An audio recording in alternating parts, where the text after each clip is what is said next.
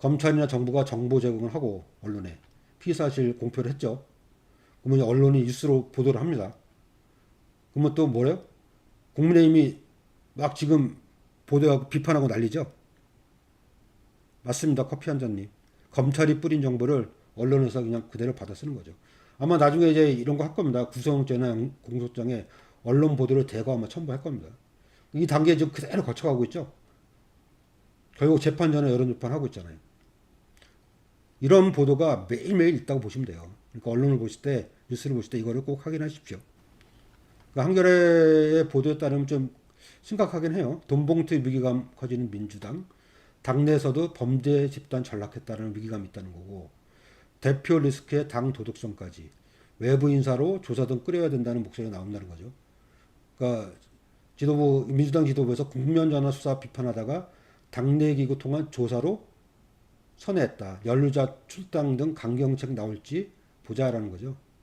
그러니까 총선 1년 앞두고 있어서 심각한 악재 터진 거죠. 그래서 이재명 대표가 그 얼마 전에 공식 사과를 했었죠.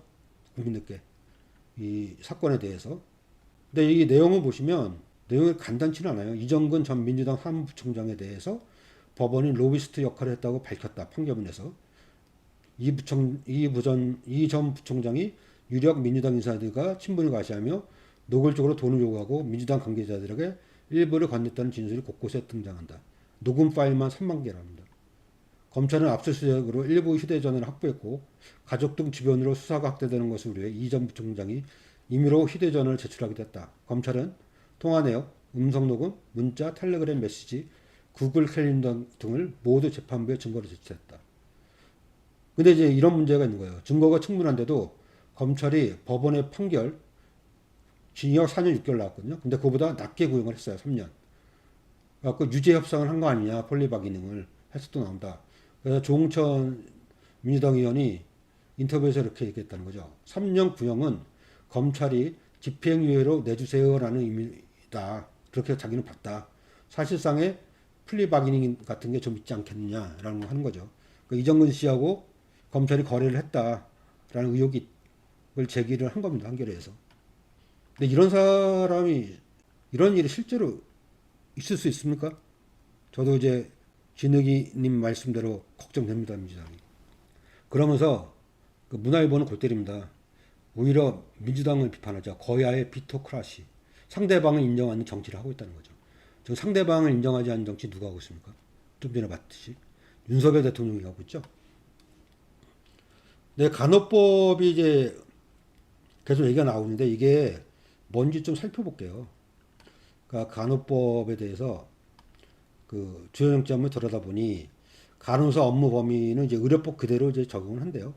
근데 결국은 아무것도 아닌데 의사들하고 간호사하고 또 간호조무사 이런 사람들이 자존심 싸움을 하고 있는 거예요. 지금 실제로. 그러니까 간호법은 만들어지는 게 맞습니다. 그러니까 이제 쟁점이 간호사의 단독 진료 및 개원이 가능하냐. 즉 의사하고 상관없이 단독 진료할 수 있냐.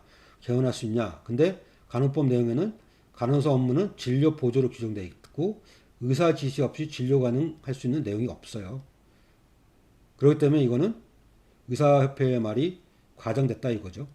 간호사 개원 첫 단추 위협에서 주장한다는 거는 이거는 사실이 아닙니다. 간호사가 간호조무사, 응급구조사 등 타 직역 업무를 침해한다. 근데 그렇지 않다는 거죠. 현행 의료법과 간호사의 업무 범위가 동일하게 규정되어 있기 때문에 간호사의 영역을 확대하는 건 전혀 없다는 거죠. 그러면 여기까지 간호협회의 말이 맞는 거죠. 대졸자는 간호조무사로 일할 수 없다. 근데 맞더라고요, 이게. 간호조무사 자격 기준을 간호 특성하고 졸업자, 간호학원 수료자로 한정했다. 학력에 상한이 있다는 거죠. 근데 이거에 대해서는 그 간호협회도 생각을 해봐야죠. 이거는 대졸자가 다시 할 수도 있는 건데. 근데 이 와중에 이제 그 강원대 한 의사분이 간호법을 지지한다라고 한겨레에 칼럼을 썼어요. 방문 진료를 하는 동네 의원은 0.4%밖에 안 된다. 그런데도 병원에 오지 못하는 환자를 마지막까지 책임져야 할 공공의료는 아무런 역할을 하지 않는다. 아픈 노인에게는 집으로 찾아오는 의사가 절실하지만 의사들은 과연 집에 올 수 있는가? 의사들이 가지 못하는 곳에 같은 의료진인 간호사들이 갈 수 있도록 하겠다는 게 간호법이다. 이게 중요한 거예요. 지역사회 갈 수 있게끔 하는 게. 99.6%의 방문 진료를 하지 않는 의사는 병원 안에서만 환자를 경험한다. 하지만 환자는 병원 밖에서도 환자다. 의사인 내가 간호법을 지지하는 이유다. 노인분들이 이제 거동하기 힘드신 분들 많잖아요. 그때 이제 요양병원에 계시거나 요양원에 계시면 뭐 좀 그 의료진의 도움을 받을 수 있는데 그렇지 않을 수도 있는 거 아니에요? 집에 있을 경우. 그때 이제 왕진하는 의사가 매우 적기 때문에 그 역할을 간호사분들이 할 수 있다는 거죠. 그렇게 바꾸자고 하는 게 간호법에 들어가는 내용입니다. 그 윤석열 대통령도 이렇게 대성공에 했어요. 간호법 개선, 간호 개선 방안 해가지고 여기에 분명히 있습니다. 의료계의 공정과 상식을 지키기 위한 간호법 제정 추진을 하겠다. 그돼 있죠. 지금 국민의힘이 지금 전혀 협상에 나서지 않고 있죠. 자기네 대통령이 대선 때 공약으로 내선 건데. 좀 더 이제 살펴볼게요. 상식으로. 의료인이란 면허를 받은 의사, 치과의사, 한의사, 조산사 및 간호사를 말한다.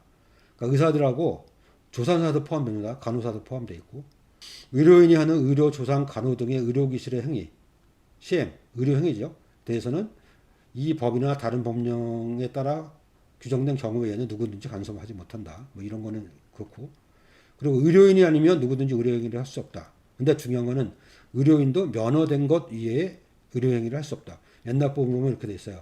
의사가 아니면 의료를 할 수 없고 치과 의사가 아니면 치과 의료를 할 수 없고 한의사가 아니면 한방진료 의료를 할 수 없고 조산원이 아니면 조산 업무를 할 수 없고 간호원이 아니면 간호 업무를 행하지 못한다. 그렇다는 거죠. 그러니까 간호사는 간호 업무만 쓰는 건지 다른 뭐 의료를 하거나 치과 의료를 하거나 한방 의료를 할 수 없다는 거죠. 의사도 마찬가지로 간호 업무 할 수 없는 거예요. 이렇게 정의되어 있습니다. 의료법에.